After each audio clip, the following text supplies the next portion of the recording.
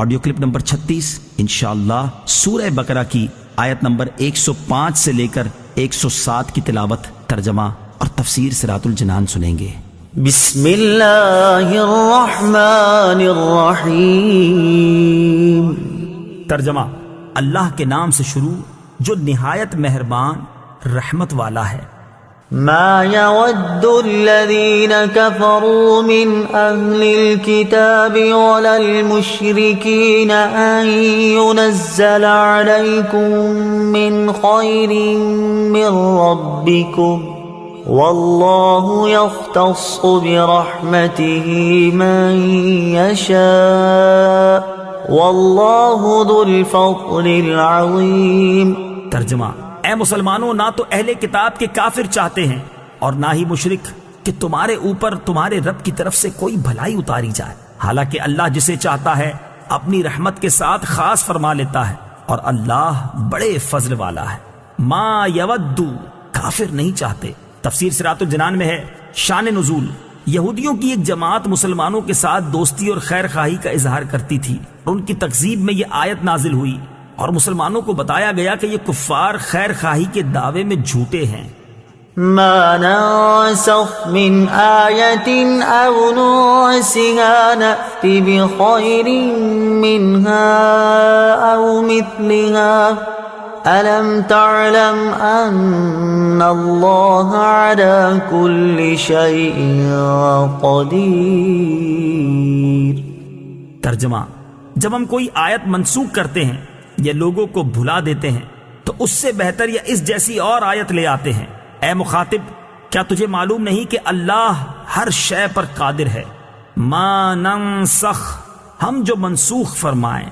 تفسیر صراط الجنان میں ہے نسخ کا معنی ہے سابقہ حکم کو کسی بعد والی دلیل شرعی سے اٹھا دینا، اور یہ حقیقت میں سابقہ حکم کی مدت کی انتہا کا بیان ہوتا ہے۔ اس آیت کا شان نزول یہ ہے کہ قرآن کریم نے گزشتہ شریعتوں اور کتابوں کو منسوخ فرمایا تو کفار کو بڑی وحشت ہوئی اور انہوں نے اس پر اعتراضات کیے۔ اس پر یہ آیت مبارکہ نازل ہوئی اور بتایا گیا کہ منسوخ بھی اللہ تعالیٰ کی طرف سے ہے اور ناسخ بھی، دونوں عین حکمت ہیں، اور ناسخ کبھی منسوخ سے زیادہ آسان اور نفع بخش ہوتا ہے، لہٰذا قدرت الہی پر یقین رکھنے والے کو اس میں تردد کی کوئی گنجائش نہیں۔ کائنات میں مشاہدہ کیا جاتا ہے کہ اللہ تعالیٰ دن سے رات کو، گرما سے سرما کو، جوانی سے بچپن کو، بیماری سے تندرستی کو، بہار سے خزاں کو منسوخ فرماتا ہے۔ یہ تمام نسخ و تبدیل اس کی قدرت کے دلائل ہیں، تو ایک آیت اور ایک حکم کے منسوخ ہونے میں کیا تعجب؟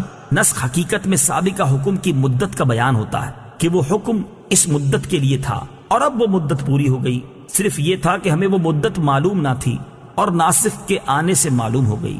کفار کا اعتراض تو جہالت و ناسمجھی کی وجہ سے تھا، لیکن اہل کتاب کو تو کسی بھی صورت یہ اعتراض نہیں کرنا چاہیے تھا، کیونکہ حضرت آدم علیہ السلام کی شریعت کے بہت سے احکام تو وہ بھی منسوخ مانتے ہیں، جیسے بہن بھائی کا آپس میں نکاح۔ یوں ہی یہودیوں سے پہلے ہفتے کے دن دنیاوی کام حرام نہ تھے، ان پر حرام ہوئے۔ نیز توریت میں ہے کہ حضرت نوح علیہ السلام کی امت کے لیے تمام جانور حلال تھے، جبکہ حضرت موسیٰ علیہ السلام پر بہت سے حرام کر دیے گئے۔ ان تمام چیزوں کے ہوتے ہوئے نسخ کا انکار کس طرح ممکن ہے؟ نأتی بخیر، ہم بہتر لے آئیں گے۔ تفسیر صراط الجنان میں ہے فرمایا کہ ہم کسی آیت کو منسوخ فرما دیں یا بھلا دیں تو اس کی جگہ زیادہ آسان اور زیادہ ثواب والا یا کم از کم پہلے والے حکم کے برابر حکم لے آئیں گے۔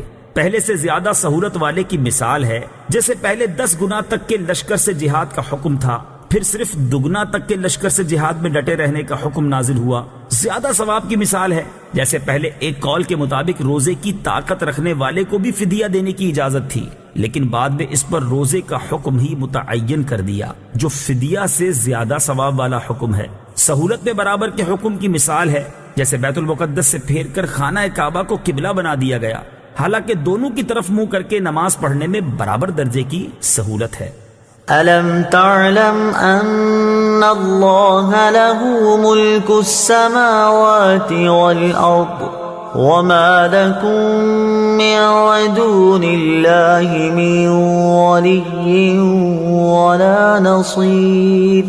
ترجمہ: کیا تجھے معلوم نہیں کہ آسمانوں اور زمین کی بادشاہی اللہ ہی کے لیے ہے اور اللہ کے مقابلے میں تمہارا نہ کوئی حمایتی ہے اور نہ ہی مددگار۔ لہو ملک، اسی کی بادشاہی ہے۔ تفسیر صراط الجنان میں ہے اللہ تعالیٰ کو اختیار ہے کہ اپنے ملک میں جو چاہے جب چاہے قانون جاری کرے۔ جب کائنات میں تبدیلی ہوتی رہتی ہے، دن جاتا ہے رات آتی ہے اور سارے جہان میں ہر طرح تبدیلی ہوتی رہتی ہے، تو شرعی قانون میں بھی تبدیلی ہو سکتی ہے، اور یہ تبدیلی مخلوق کی مصلحت کی وجہ سے ہے، من دون اللہ، اللہ کے مقابلے میں۔ تفسیر صراط الجنان میں ہے اللہ تعالیٰ کے مقابلے میں کوئی کسی کی مدد نہیں کر سکتا، ہاں اللہ تعالیٰ کی اجازت اور اختیار دینے سے مدد ہو سکتی ہے۔ قرآن و حدیث میں اس کی کئی مثالیں موجود ہیں، جیسے حضرت عیسیٰ علیہ الصلوۃ والسلام بیماروں، کوڑیوں اور نابیناؤں کی مدد کرتے تھے۔ فرشتوں نے غزوہ بدر اور غزوہ حنین میں مسلمانوں کی مدد کی۔ حضرت سلیمان علیہ نبینا علیہ الصلوۃ والسلام کے وزیر نے تخت بلقیس لا کر مدد کی۔